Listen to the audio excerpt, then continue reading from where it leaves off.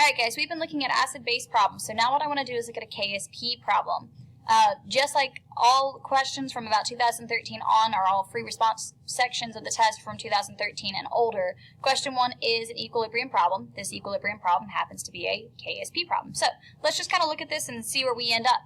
We have a student preparing a 100 milliliter solution, saturated solution of magnesium fluoride by adding 0.50 grams of solid magnesium fluoride to 100 milliliters of distilled water at 25 degrees Celsius. They are stirring the solution until no more solid dissolves. This is what makes it saturated. And because there's no more solid dissolving, there's solid still left over. But the volume of that solid is negligible. So in other words, we're still dealing with 100 milliliters of water. What this tells us is we have that equilibrium between the magnesium fluoride and the ions that are produced from when the magnesium fluoride dissolves. We'll get there in a minute. The saturated solution is analyzed, and it is determined that the fluorine ion in this solution is 2.4 times 10 to the negative 3 molar. So think of this almost like, it's really no different than an acid-base problem. So this is almost like saying the pH is this, or the hydrogen ion concentration is this. It all kind of works the same way. So let's kind of take this a little bit at a time. A1 tells us to write the equilibrium, the chemical equation, for the dissolving of the magnesium fluoride in water. So let's do that. We have magnesium fluoride, which is a solid, and it is going to be breaking down into its ions. That's what all KSPs are going to do. So its ions are going to be magnesium, plus 2.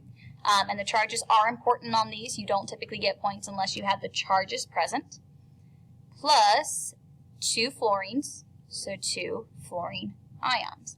And that's where we end up. So pretty easy and straightforward.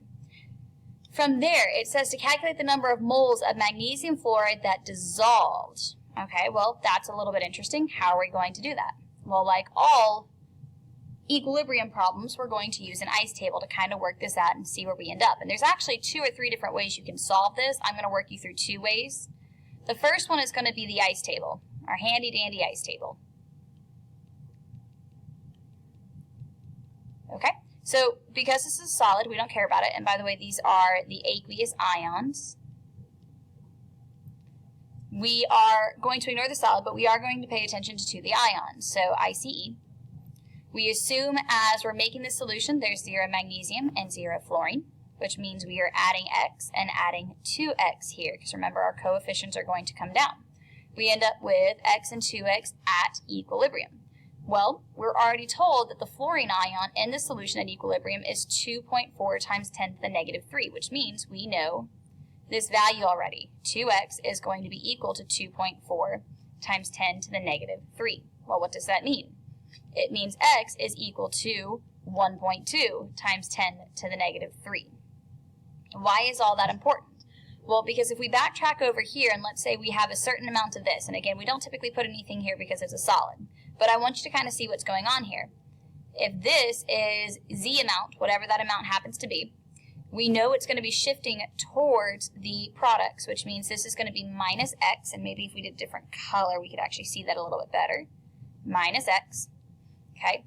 X is the molarity of how much of this is going to dissociate or dissolved in this case, which means if we know what X is, we can backtrack that to our mole value for this guy. Okay, well, come over here. We know our X value because we were able to calculate it using the fact that we had 2.4 times 10 to the negative 3rd molar fluorine. Therefore, we have 1.2 times 10 to the negative 3rd X. Why is that important? Because that is our molarity, which means we can take that to moles. So remember, molarity equals moles over liters. So if we have 1.2 times 10 to the negative 3rd molar, that's going to equal X moles over our volume, which if remember we go up here, we have 100 milliliters, and the solid that's left over does not change that, so we still assume 100 milliliters, so 0.1 liters. And we can basically do that math, and what we're going to end up with is the amount of moles of magnesium fluoride that dissolves. So X, well, let's not do X, we'll call it, well, we'll just do moles. So the amount that dissolves is going to be 1.2 times 10 to the negative 4 moles. So that's kind of one way to work this out and kind of figure out what's going on. And that's the way I would choose. Let me show you another way that works just as well.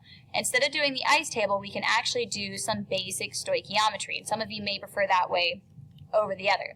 Because we know the amount of ions that are produced, we can backtrack this as well. So in other words, 2.4 times 10 to the negative third molar. We want to get our mole value because of stoichiometry, so x moles over our 0.1 liters, and that's going to give us, we'll do an arrow instead of an equal sign, 2.4 times 10 to the negative fourth moles. Well, that's moles of fluorine ion. So let's look at our train tracks. 2.4 times 10 to the negative fourth moles of fluorine and fluorine ions. Do our train tracks. Look at our ratio for every 2 moles of fluorine ions.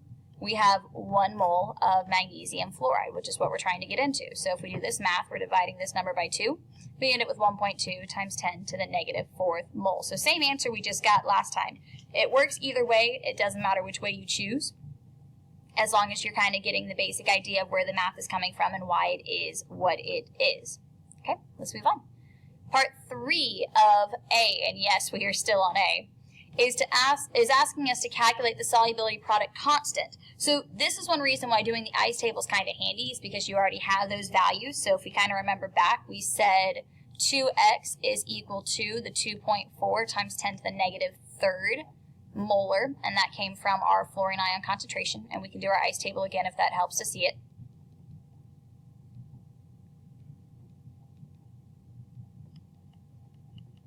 Okay, don't care.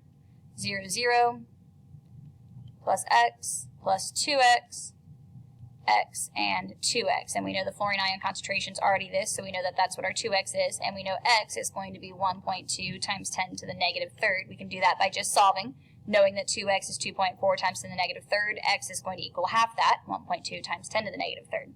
So how do we find Ksp? Well, first off, our expression, Ksp, is going to be equal to just our products because our reactant is a solid. So that's going to be the concentration of magnesium ions times the concentration of fluorine ions, and this is going to be squared because, again, our coefficients end up as our exponents in our Ksp expression. So magnesium is equal to x, which is 1.2 times 10 to the negative third. Fluorine is equal to 2x, which is 2.4 times 10 to the negative third.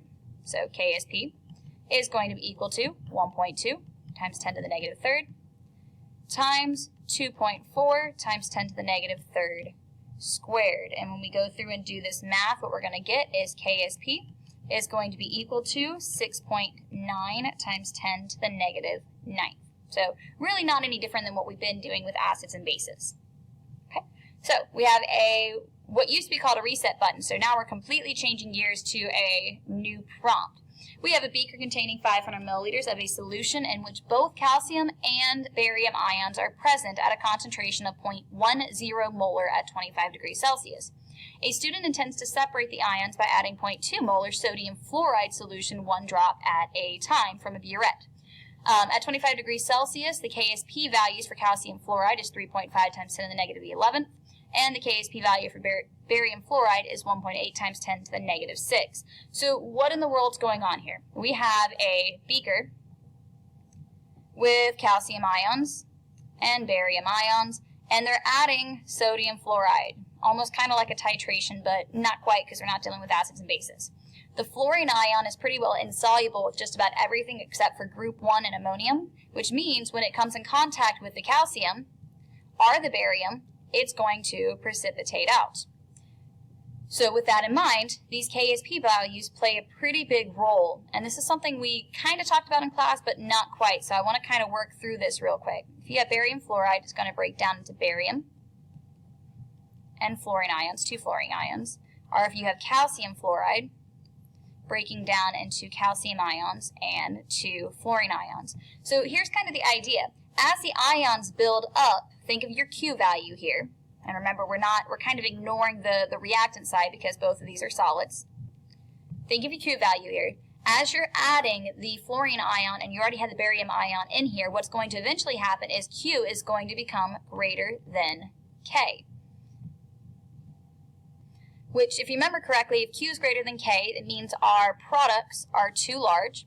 So we're going to end up shifting towards the reactants. Well, what happens as we shift towards the reactants? The solid starts forming. So as long as our ions stay at a low concentration level and Q remains less than K, meaning we're not at equilibrium or we're just at equilibrium, we won't ever actually see any solids. So we can have an unsaturated solution by adding the salt in, but not actually getting any precipitant. Now, as we add more salt and more ions end up building up, we end up shifting over and we end up having that solid forming. So let's look at what this question is asking with that information.